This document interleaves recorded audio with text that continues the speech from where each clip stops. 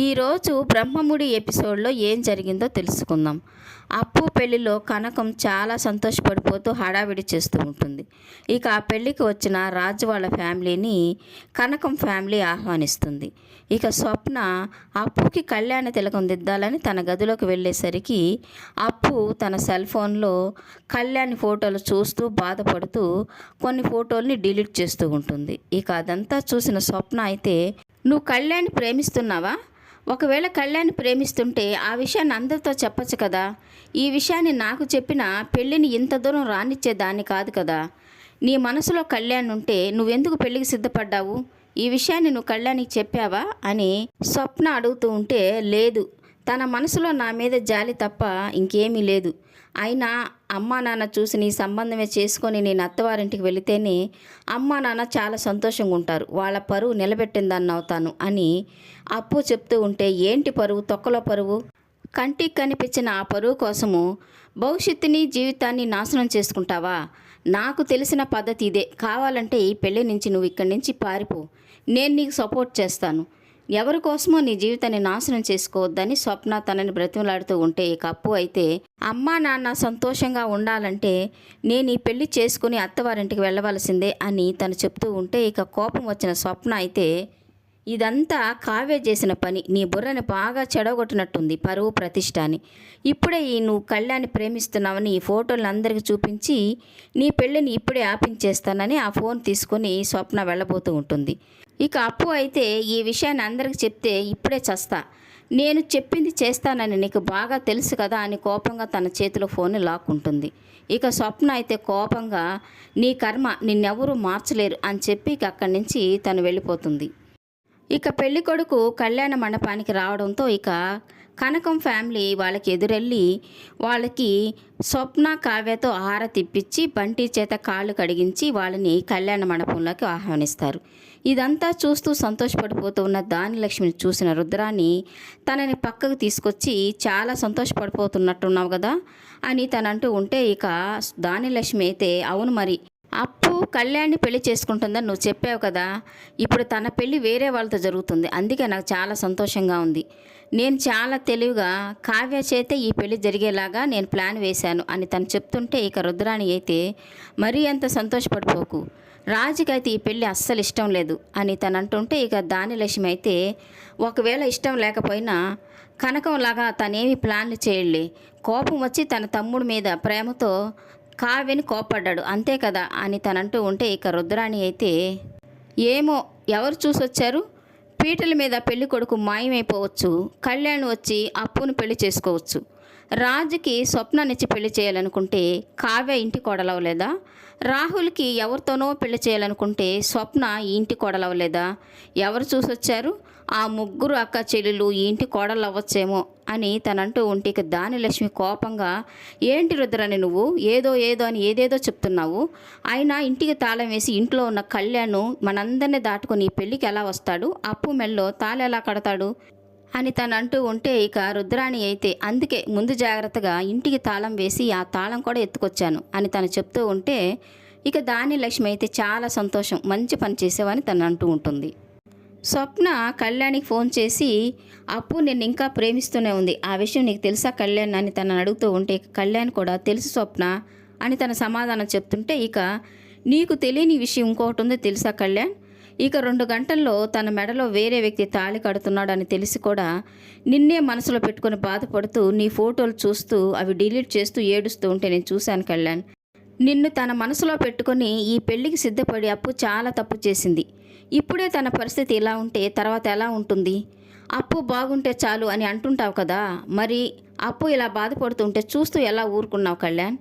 ఎవరి కోసమో ఆలోచించి మీ జీవితాల్ని నాశనం చేసుకోకండి. తర్వాత ఆలోచించడానికి ఏమీ ఉండదు. ఒక్కసారి పెళ్ళైపోయిన తర్వాత తను బాధపడుతుంది, నువ్వు బాధపడుతుంటావు జీవితాంతం. అప్పుడు చుట్టూ అందరూ వచ్చి ఓదార్చేవాళ్లే కానీ ఆ ఒంటరితనాన్ని ఎవరూ పోడ్చలేరు. ఇక నీ ఇష్టం, నిర్ణయం నువ్వే తీసుకో అని చెప్పి ఇక స్వప్న ఫోన్ పెట్టేస్తుంది. ఇక అక్కడే ఉన్న రాజు స్వప్న కళ్యాణ్తో మాట్లాడుతున్న మాటలన్నీ వింటూ ఉంటాడు.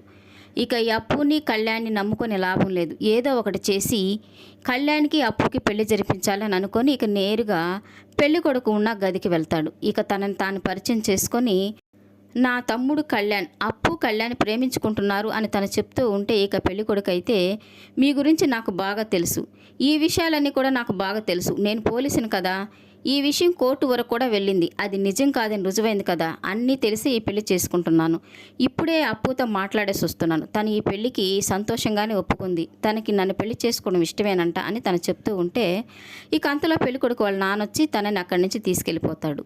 ఇక రాజు అయితే ఈ అప్పు ఒకటి ఇష్టమేనని ఈ పెళ్లి కొడుకుతోనే చెప్పాలా అని తను విసుక్కుంటూ ఉంటాడు.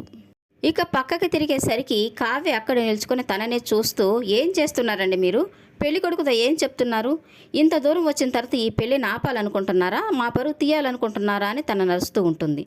ఇక రాజు అయితే ఖచ్చితంగా ఈ పెళ్లి ఆపడానికి ఇక్కడికి వచ్చాను, ఈ పెళ్లి ఆపి తీరుతాను, కళ్యాణ్కి అప్పుకి పెళ్లి జరిపించి తీరుతానని తను అంటూ ఉంటే ఇక కావ్య కూడా ఎలా ఆపుతారో నేను కూడా చూస్తానని తనతో వాదిస్తూ ఉంటుంది.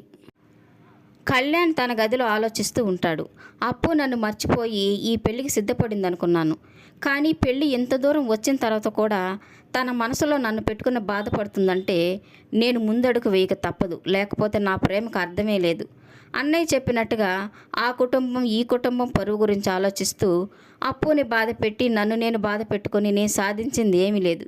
ఏదైతే అది అయింది. నేను వెళ్ళి నా మనసులో ప్రేమను అప్పుకి చెప్పి తనని ఒప్పించి తనని పెళ్లి చేసుకోవాలి అనుకొని తన దగ్గరికి వెళ్ళాలని తలుపు తీయిపోతే తలుపు తాళం వేసి ఉంటుంది. ఇక కళ్యాణ్ వాళ్ళ నాన్నమ్మకు ఫోన్ చేసి మరొక తాళం ఎక్కడుందో తనని అడుగుతాడు. ఇక ఆ తాళము తన గదిలోనే ఉందని వాళ్ళ నానమ్మ చెప్పడంతో ఆ గదికి వెళ్ళి ఆ తాళం తీసుకొని తలుపు తీసుకొని తను అప్పు దగ్గరికి బయలుదేరతాడు. ఇక రాజు ఈ పెళ్ళిని ఎలాగైనా ఆపాలని అప్పు ఉన్న పెళ్లి కూతురి గదికి వెళ్తాడు. ఆ గదిలో అప్పు ఉండదు, కానీ కావ్య ఉంటుంది. ఇక రాజు గదిలోకి వెళ్లకుండా తలుపు చాటుగా నిల్చుకొని ఎవరైనా తనని చూస్తున్నారా లేదా అని గమనిస్తూ అప్పుతో చెప్తూ ఉంటాడు. అప్పు, నీకు ఈ పెళ్ళి ఇష్టం లేదని నాకు బాగా తెలుసు, కళ్యాణ్ కూడా నేను ప్రేమిస్తున్నాడు, నేను బయట కారులో రెడీగా ఉంటాను, నువ్వు వచ్చి కారులో కూర్చున్నావంటే నేను నిన్ను తీసుకెళ్ళి కళ్యాణ్కి ఇచ్చి పెళ్లి చేస్తాను, నీకు ఇష్టమే కదా అని తను చెప్తూ ఉంటే ఇక ఇదంతా ఆశ్చర్యపోయి వింటూ ఉన్న కావ్య ఇష్టమేనా అని అంటే ఇష్టమే అని అప్పులాగా సమాధానం చెప్తుంది. ఇక రాజు వెళ్ళి నేరుగా కారులో కూర్చోగానే కావ్య తలకు ముసుగేసుకొని కారు వెనక సీట్లో వచ్చి కూర్చోగానే రాజు అయితే అప్పు అనుకొని కారుని స్టార్ట్ చేస్తాడు. ఇక ఆ కారుకి అడ్డం వచ్చిన ప్రకాశం అయితే ఎక్కడికి వెళ్తున్నావు రాజ్, ఇంత అర్జెంటుగా పెళ్లి పెట్టుకొని అని తను అంటూ ఉంటే ఇక రాజు అయితే అడ్డులే బాబాయ్, నాకు అర్జెంటు పని ఉంది అని తను బ్రతిమలాడుకుంటూ ఉంటే ఇక ప్రకాశం అయితే అడ్డు తొలకుండా అక్కడే నిల్చుకొని ఎక్కడికి వెళ్తున్నావు నాకు చెప్పాల్సిందే అని తను అంటూ ఉంటాడు. ఇక పంతులు గారు పెళ్లి తంతు మొదలు పెట్టగానే పెళ్లి కొడుకు వచ్చి పీటల మీద కూర్చుంటాడు. ఇక స్వప్న వాళ్ళమ్మతో అప్పు ఏదమ్మా అని తనని అడుగుతూ ఉంటే నన్ను అడుగుతావేంటి స్వప్న, తను గదిలోనే ఉంది కదా అని కనకం సమాధానం చెప్తూ ఉంటుంది. లేదమ్మా, నేను చూసొచ్చాను, తను గదిలో లేదు అని సమాధానం చెప్తుంటే ఇక అపర్ణ అయితే ఇక్కడే అందరూ కూర్చుంటే ఎలాగా, వెళ్ళి ఎక్కడుందో వెతుకుతాం పదండి అని తను అంటూ ఉంటే ఇక దాని లక్ష్యం అయితే ఎక్కడని వెతుకుతారు, ఇక్కడ అప్పు కనిపించడం లేదు, అక్కడ కళ్యాణ్ కనిపించడం లేదు, ఖచ్చితంగా వాళ్ళిద్దరూ వెళ్ళిపోయి ఉంటారు అని తను చెప్తూ ఉంటే ఇక అందరూ ఆశ్చర్యపోయి చూస్తూ ఉంటారు. రాజ్ అయితే మంచి పని జరిగింది, కళ్యాణ్ ఖచ్చితంగా అప్పుని తీసుకుని వెళ్ళింటాడు అని అనుకుంటూ ఉంటాడు మనసులో. కానీ కళ్యాణ్ అప్పు కోసం కారులో బయలుదేరి తన కోసం వస్తూ ఉంటాడు. కళ్యాణ్ని మనసులో పెట్టుకొని ఆ పెళ్లి చేసుకోవడం ఇష్టం లేని అప్పు ఎక్కడికి వెళ్ళిపోయిందా అనేది జరగబోయే ఎపిసోడ్లో తెలుసుకుందాం. ఈ వీడియో నచ్చినట్లయితే లైక్ చేయండి, సబ్స్క్రైబ్ చేయండి. ఈ సీరియల్పై మీ అభిప్రాయాన్ని కామెంట్ సెక్షన్లో మెన్షన్ చేయండి. Thank you for watching.